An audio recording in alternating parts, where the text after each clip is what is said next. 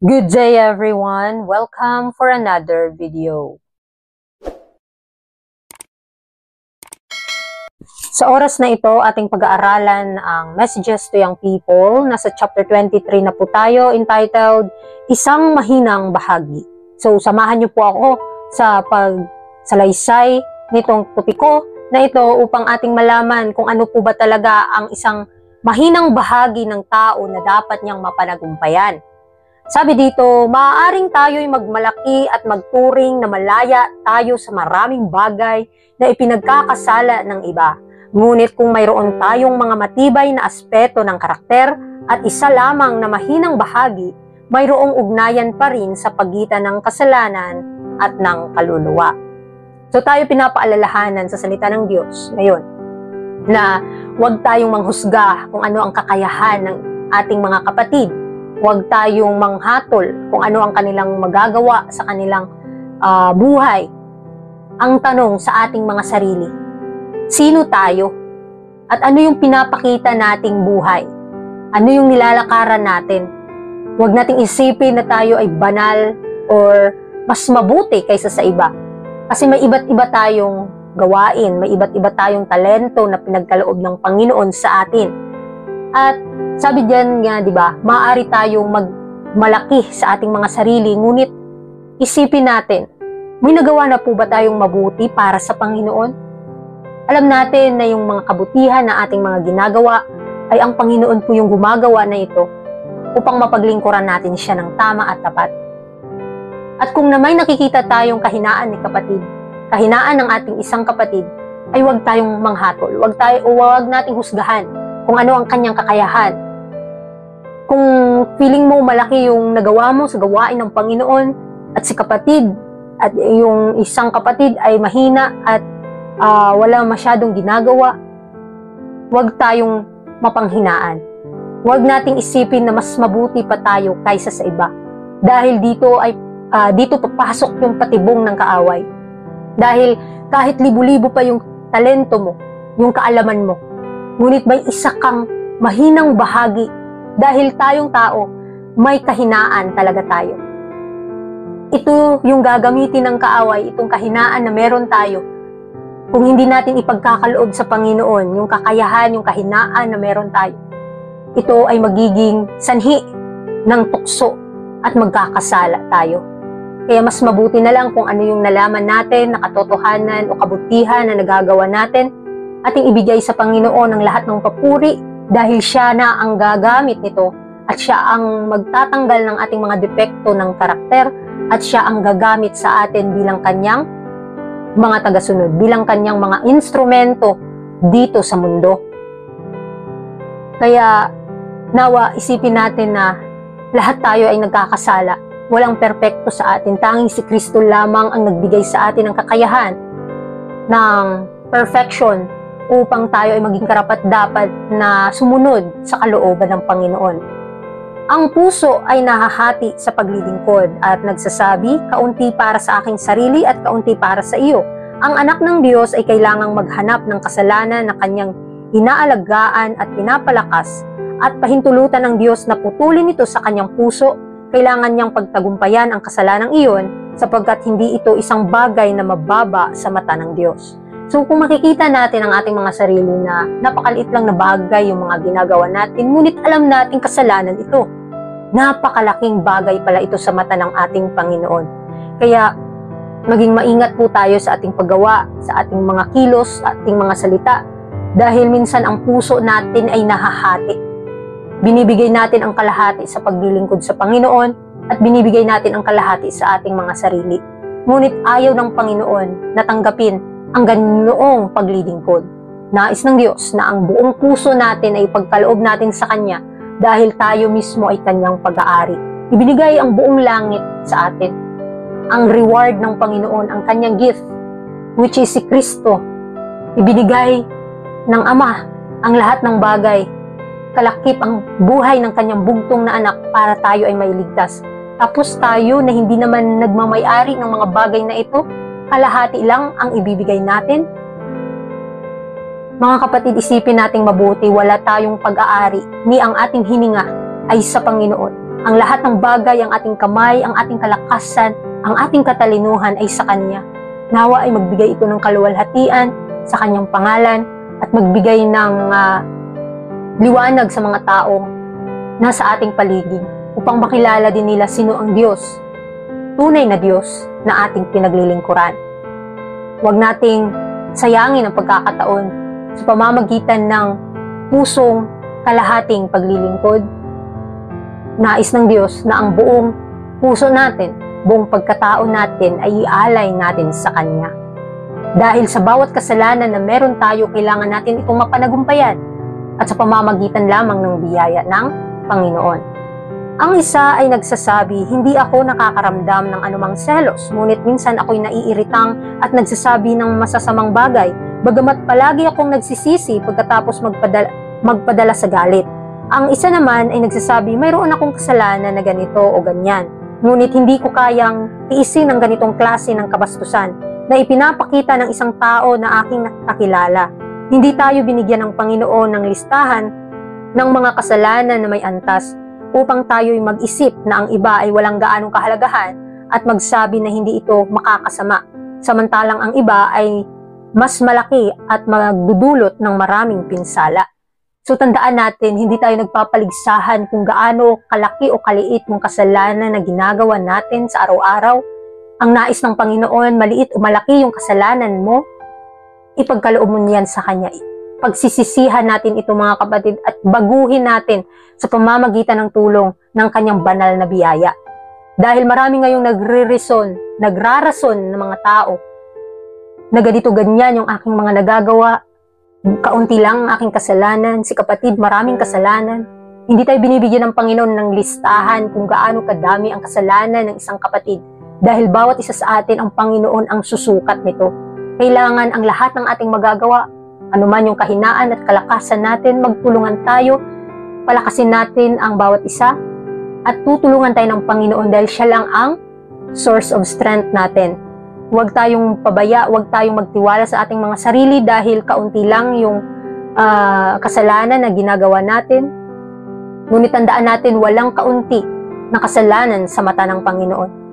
Gaano man ito kagliit sa mata ng tao, kapag ito'y minamahal niya kaysa sa Panginoon, ito'y malaking pinsala ang maidudulot sa kanyang buhay. Kaya anuman yung kahinaan natin mga kapatid, ipagkaloob natin sa Panginoon dahil tapat siya na tutulong sa atin at bibigyan niya tayo ng kakayahan upang makapanagumpay. Atin pong angkinin ang pagpapalang ito at itong paalala na ito upang tayo ay magwagi sa laban. Ang isang kadena ay hindi magiging mas malakas kaysa sa pinakamahina nitong bahagi. Maaaring sabihing mabuti ang isang kadena sa kabuuan, ngunit kung ang isang bahagi ay mahina, hindi maaaring pagkatiwalaan ang kadena. Ang paggawa ng tagumpay ay dapat maging pagninilay ng bawat kaluluwa na papasok sa kaharian ng Diyos. So, tayong lahat nagnanais talagang makapasok sa kaharian ng Diyos. Ngunit hindi tayo makakapasok sa ating mga sariling gawa, sa ating mga sariling mga kakayahan dahil wala na tayong kakayahan. Bagkus si Kristo lamang, ang bugtong na anak ng Diyos, ang ating tanging pag-asa sa kaligtasan. Dahil kahit ano ang ating mga mabubuting gawang ipinapakita, kung talagang may kahinaan tayo at hindi natin ipinagkaloob sa Panginoon, paulit-ulit na lang yan na ating nagagawa.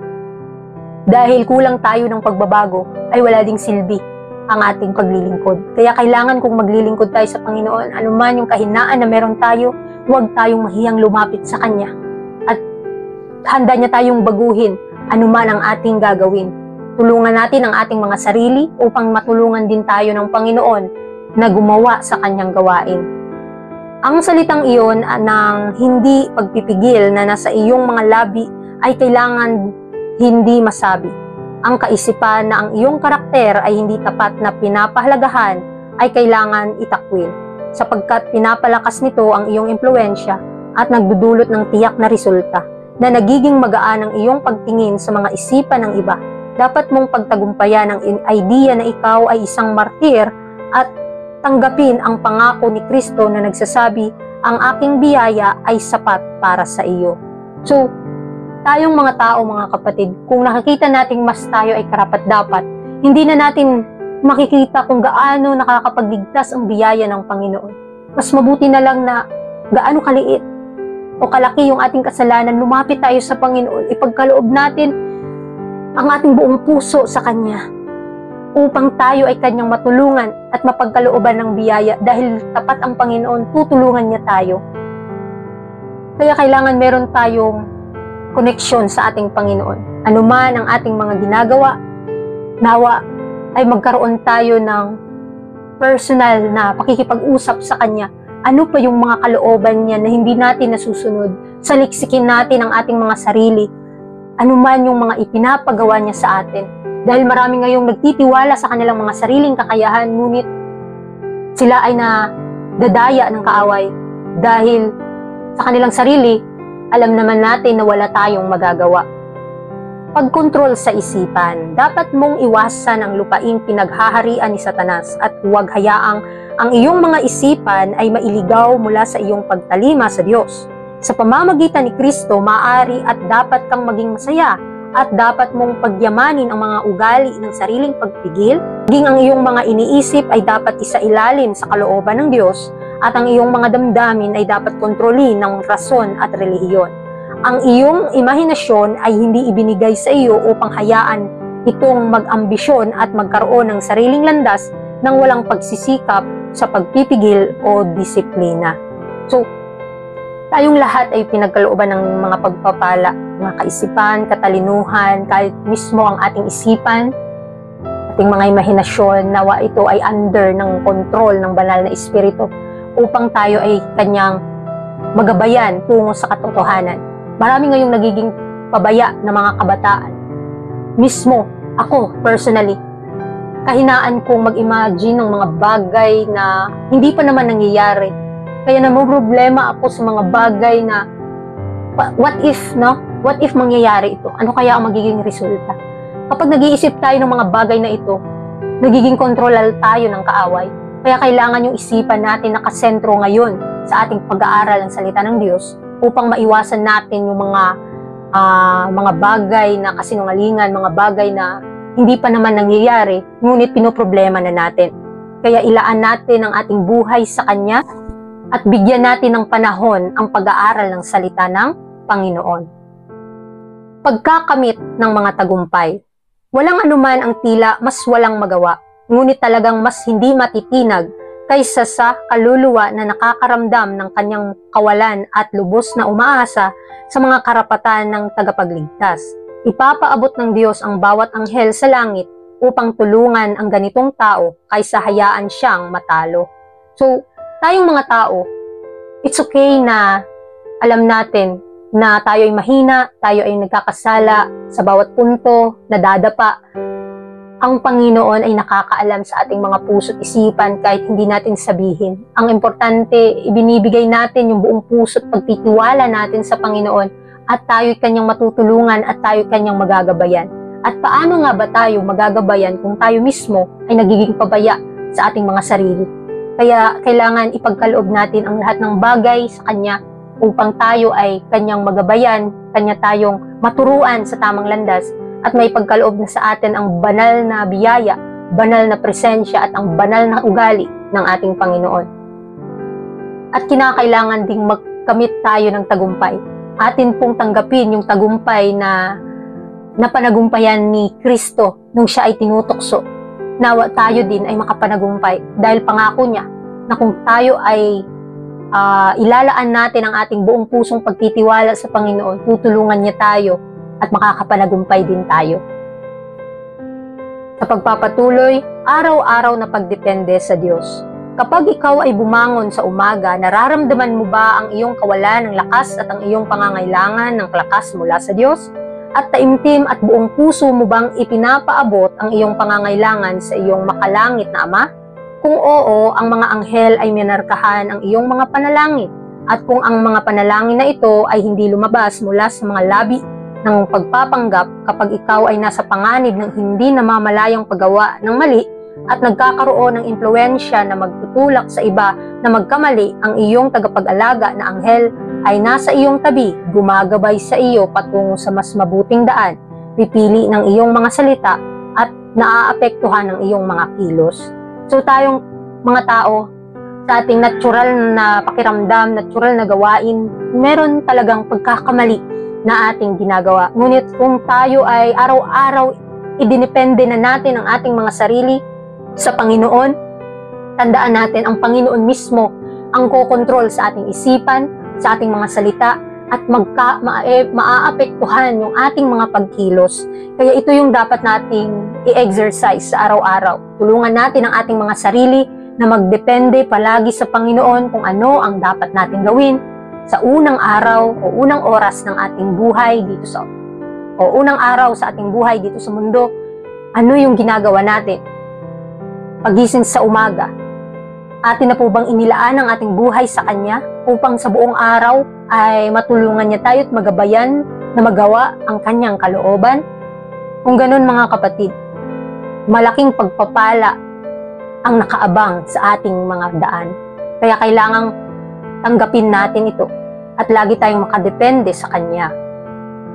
Kung hindi mo nararamdaman na ikaw ay nasa panganib at kung hindi ka nag-aalay ng panalangin para sa tulong at lakas upang labanan ang mga tukso, tiyak na maliligaw ka. Ang iyong pagpapabaya sa tungkulin ay itatala sa aklat ng Diyos na sa langit at ikaw ay makikitang kulang sa araw ng pagsubok.